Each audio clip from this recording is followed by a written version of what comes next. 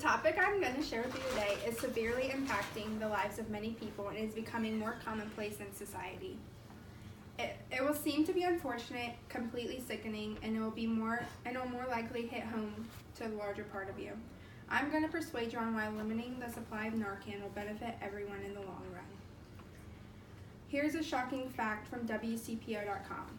The Bellevue Dayton Fire Department had spent $5,000 on Narcan by the 100th day of 2017, and Fire Chief Michael Ottery predicted demand for the life-saving substance would only increase in oncoming months. According to Northern Kentucky Health Department, one person died from an overdose every 40 hours last year. The city of Lexington, Kentucky conducted 2,376 documented doses of Narcan on 1,656 patients in 2017. On WKTY.com, Dr. Stanton said the cost of Narcan has gone up from $2 a dose in the year 2000 to now $30 to $40 a dose, and the demand and use of it has skyrocketed. Why are we constantly saving people when they go right back to their bad habits? They make it seem like they don't want to change for the better, regardless of how many chances they get. Numerous individuals claim they can't resist it and that they are dependent, but I just can't wrap my head around that. Nobody requested they put a needle into their vein, nor inhale an unsafe substance, or ingest a troublesome number of pills. They simply chose to harm themselves. So let's start with the basics of what heroin is and what it's considered overdosing. Heroin is a drug that can be consumed in many ways. Most commonly, it is injected into the veins, muscles, or under the skin. According to drugabuse.gov, heroin is a highly addictive drug made from morphine, which is a natural substance taken from the seed pod of certain varieties of poppy plants. Heroin enters the brain rapidly and binds to opioid receptors. People who use heroin report feeling pleasurable sensations such as a rush. The rush usually appears with warm flushing of the skin and dry mouth.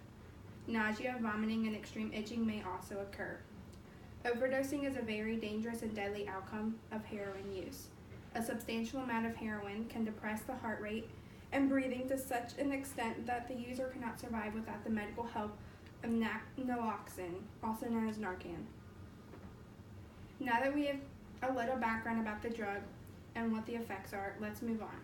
So how do we treat someone who has overdosed? As stated before, the drug or antidote used by first responders to revive someone who has overdosed is naloxone.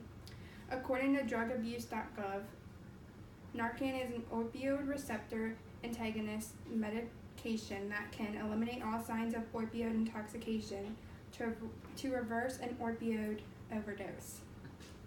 It works by rapidly binding the opioid receptors, preventing heroin from activating them. With all that being said, the epidemic isn't being taken seriously. Users continue to use and not care about overdosing because chances are they will be revived.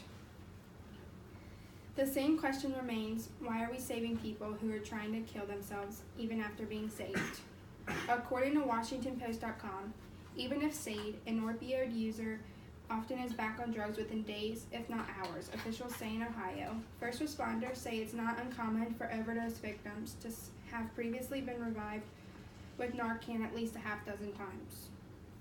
Again, what is the point of saving someone who doesn't want to be saved? That being said, the state of Kentucky should pass a law that limits the supply of Narcan to those who have been saved at least once. This drug is being abused and taken for granted. In conclusion, heroin is an ongoing problem not only in Kentucky, but everywhere. It is an epidemic that is not going to go away on its own, and in order to calm the situation, a limit must be put on the use of Narcan. Continuing the supply of Narcan to those addicted will not only save them, but enable them to continue using because they are under the impression they have an endless amount of Narcan to save their lives. With the limitations of Narcan, it will help our economy, and hopefully users will realize they don't have unlimited lives. Those addicted choose their path. No one forced them to try it and get addicted, and it is a self-inflicted.